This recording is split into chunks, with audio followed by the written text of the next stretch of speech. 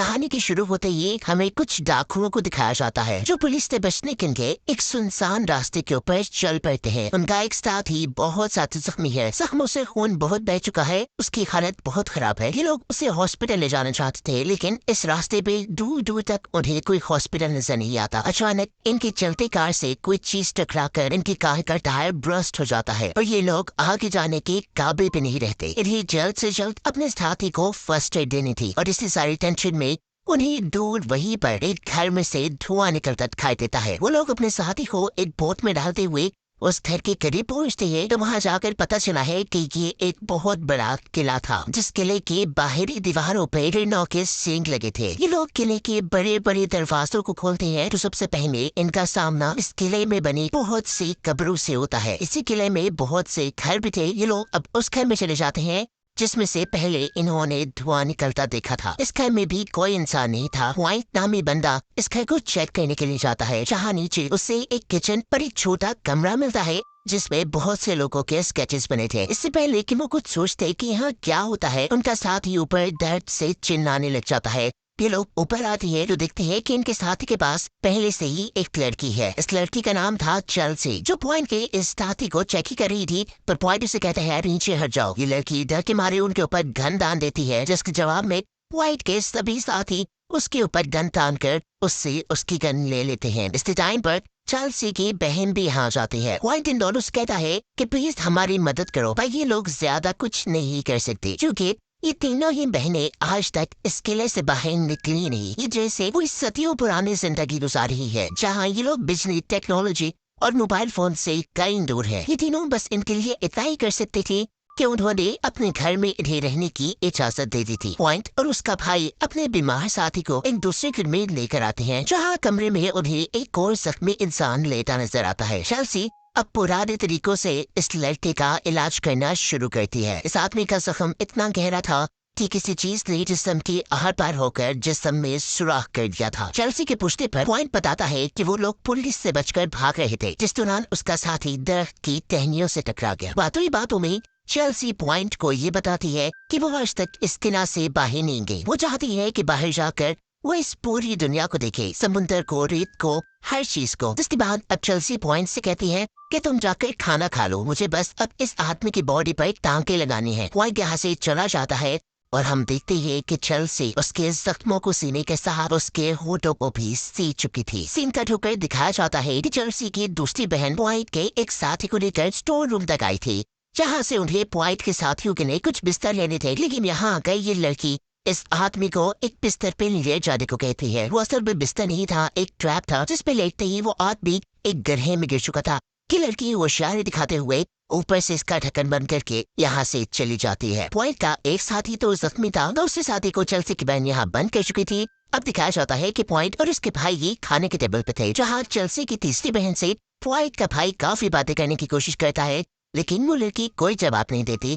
और तभी चेल्सी यहाँ आकर बताती है कि मेरी बहन बोल नहीं सकती। इन लोगों को जो मीट सर्व किया गया था वो काफी अजीब था। पॉइंट इनसे पूछता है कि आखिर ये किस जानवर का मीट है, लेकिन इसका भी ये दोनों बहनें कोई जवाब नहीं देती। मेरा पॉइंट का भाई उससे कहता है कि मैं अपना खाना लेकर अपने जख्मी साथी के पास जा रहा हूँ। ये सुन गड़बड़ा कर चेल्सी कहती है नहीं, अभी नहीं, अभी तो वो सो रहा है। उसकी ये गड़बड़ाहट पॉइंट को शक में डाल चुकी थी। उनका चौथा साथी भी मिसिंग था। उनका भाई जब अपने जख्मी साथी के पास पहुँचता है तो देखता है कि उस लड़के का मुंह सी दिया गया था, उसके दिल में एक चाकू स्टैब था और साथ ही उसकी गर्दन से बहुत ज्यादा खून भी बह रहा था।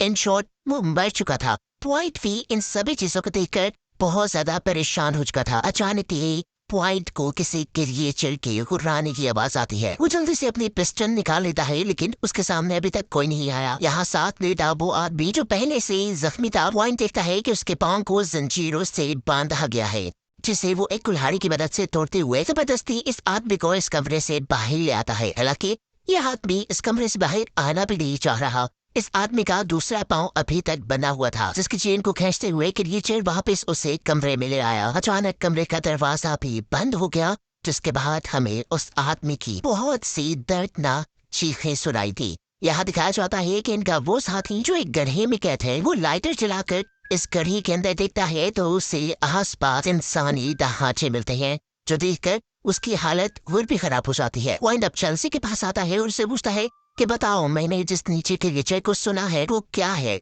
अगर तुमने मुझे कुछ ना बताया तो मैं तुम्हें ही मार दूंगा। चेल्सी उसे कहती है कि मुझे मारकर तुम्हें कुछ नहीं मिलेगा। यहाँ पॉइंट उसे बताता है कि नीचे दोनों आदमी मारे गए हैं। दूसरे आदमी के मरने की खबर सुनकर तो चेल्सी खुद भी शॉक हो चुकी थी।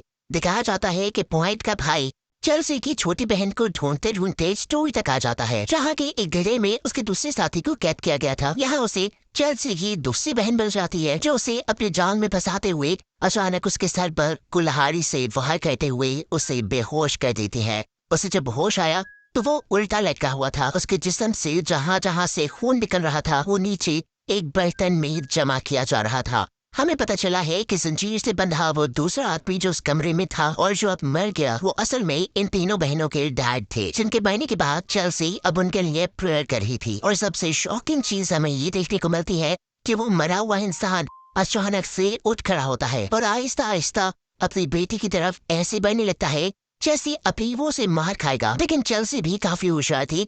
वो एकदम से उठते हुए एक कुल्हाड़ी से उसका सर धड़ से अलग कर देती है। पॉइंट अभी तक इनके घर की इन्वेस्टिगेशन कर रहा था। वो अब एक ऐसे कमरे में पहुंचता है जहां बहुत सी गाड़ियों की नंबर प्लेट्स लटकी हुई थी, जिसे देखकर वो सारी इनकी गेम समझ जाता है। जिस चीज से टकराकर उसकी गाड़ी का टायर ब्रस्ट हुआ था वो एक पूरा ट्रैप इन लड़कियों ने लगाया था। ये रोज किसी न किसी को फंसा कर यहाँ तक लेके आती थी और फिर उन्हें मार देती थी। जिसके अगले सीन में हमें दिखाया जाता है कि रेचल उस गढ़ी का दरवाजा खोल रही थी, जिसके अंदर से पॉइंट का साथी बार बार निकलने की कोशिश कर रहा था और वो रेचल एकदम उसे पकड़ कर मार देता है। दूसरी तरफ चेल्सी की छोटी बहन अब स्टोर में पॉइंट के भाई के पास आती है। उसने पॉइंट के भाई का एक स्केच बनाया हुआ था। ये लड़की उन लोगों के स्केच बनाती थी जिनको ये लोग शिकार बनाकर यहाँ लाया करते थे, और यही स्केच तो पहले पॉइंट ने एक कमरे में भी देखे थे। पॉइंट का भाई इस लड़की से कहता है प्लीज मुझे बख्श दो, मुझे यहाँ से जाने दो।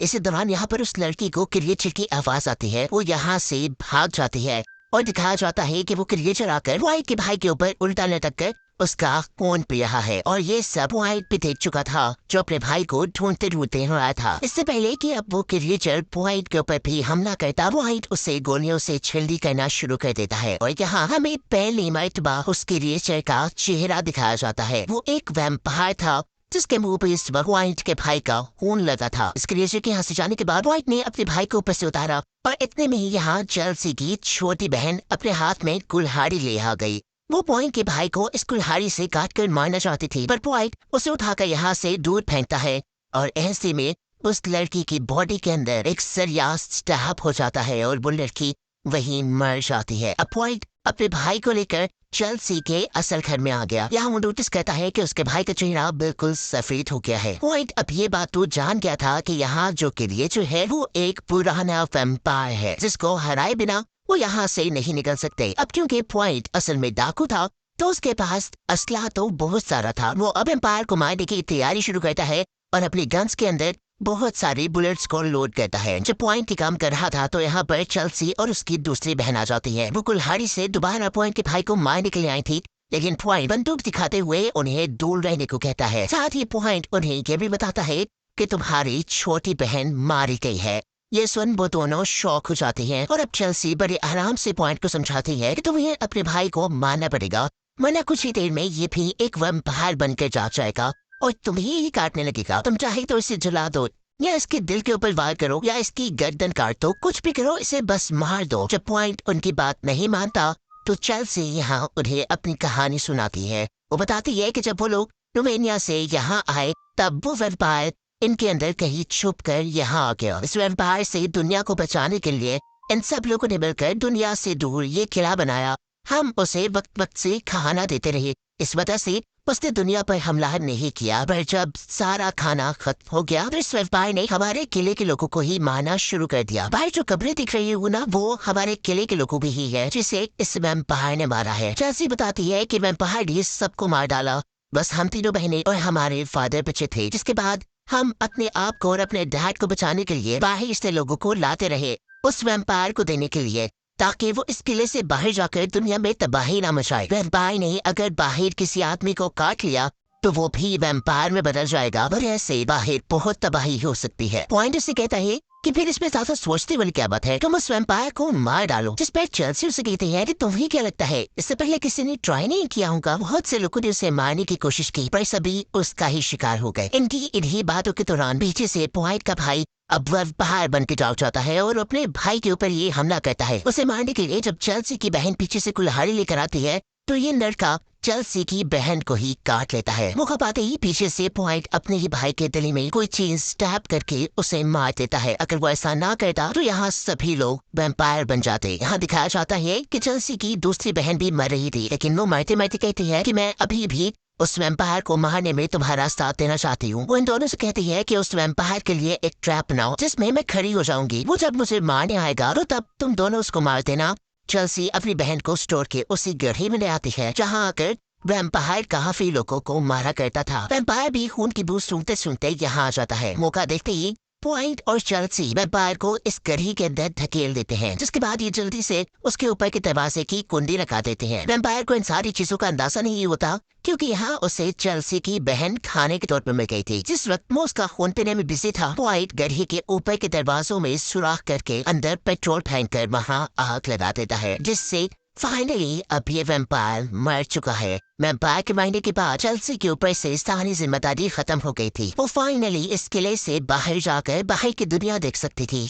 उसने अपने किले के दरवाजे खोल दिए थे। वो यहाँ से बाहर जाने वाली थी, लेकिन तभी वो देखती है कि पॉइंट के कंधे पर वैम्पायर के काटने के निशान है। यानी कुछ ही देर में अब पॉइंट भी एक वैम्पायर बन जाएगा और चेल्सी को अब इससे भी खत्म करना पड़ेगा। और इसी वजह से चेल्सी दोबारा अपने किले के दरवाजे बंद कर देती है और ये कहानी यही खत्म हो जाती है।